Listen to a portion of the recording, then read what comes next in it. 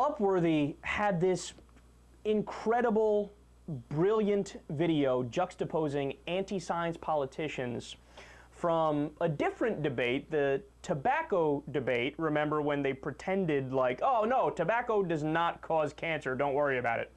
So look at that right alongside the climate change debate.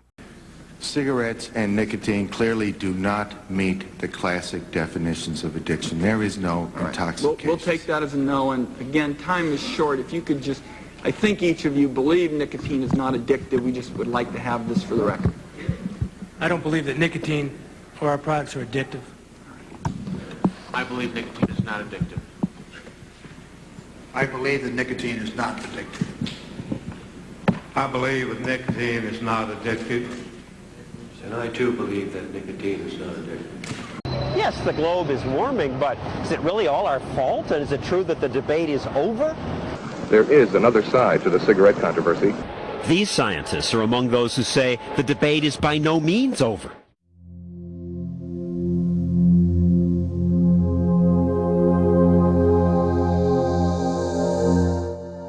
Later concluded that nicotine is a reinforcer in the class of non-addictive chemical compounds such as saccharin and water. If you pay scientists enough money, they'll find what you want them to find. The fact of the matter is, can I ask you what percentage of your work is funded by the petroleum industry?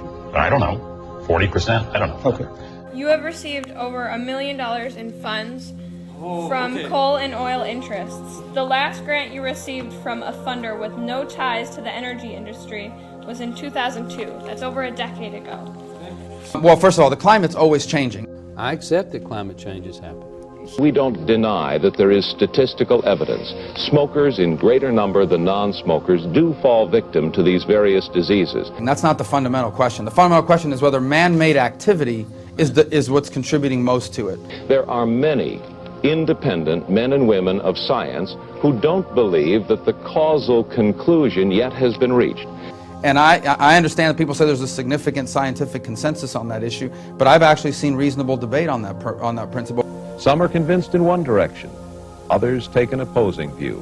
What I don't accept is that something that we have done as humankind in the creation of CO2 is a causal agent of that change. And still others say that we have no business prejudging a scientific controversy. We need more information. This is the open-minded approach the tobacco industry follows, and which it commends to others. You don't believe global warming is real, you've said so. It's just sunspot activity. In the opinion of about 32,000 of the world's leading scientists, yes. What a fantastic piece they put together there. And it goes on and on. It goes on for longer than that, but for time purposes I had to chop it down a little bit. The global warming denier crowd, they are literally recycled from the tobacco doesn't cause cancer debate. It's the same people. Now, how did that happen? Why did that happen? Well, back then, the tobacco companies would fund these sellouts to go out there and put this fake veil of academia on their propaganda, where they say, oh yeah, there's a lot of scientists that say tobacco and cigarettes causes cancer, but I'm a scientist and I say that it doesn't. So it's up in the air. We need more debate. We need more discussion. So people would get big money from the tobacco industry to keep this ruse going, even though all the evidence was to the contrary. And those same people are now doing the same thing for climate change, where they say, oh yeah, there's some scientists that say climate change is happening, but I'm a scientist and I say it's not happening. Oh, don't look at the fact that ExxonMobil gave me hundreds of thousands of dollars and BP and Chevron and everything. Don't look at that at all. That has no bearing on my conclusions here. But I say it's not happening, so we need more information. We need to have a longer debate and discussion.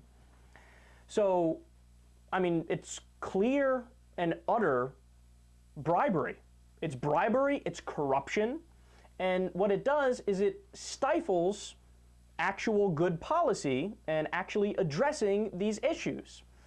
So understand something, and here's the part where this actually keeps me up at night when I think about it. There is a built-in advantage for the global warming deniers. And I say that because what do they need in order to win the debate? Nothing. All they need to do is continue the debate and continue the discussion and keep insisting, oh, we need more information before we do anything. We need more information before we do anything. We just want all the facts. So we just need to continue to discuss it, continue to discuss it. And then as you continue to discuss it, global warming gets worse and worse and worse and worse and worse. So they are winning. They have a built-in advantage because doing nothing is easier than actually taking steps in the right direction and being proactive and doing something.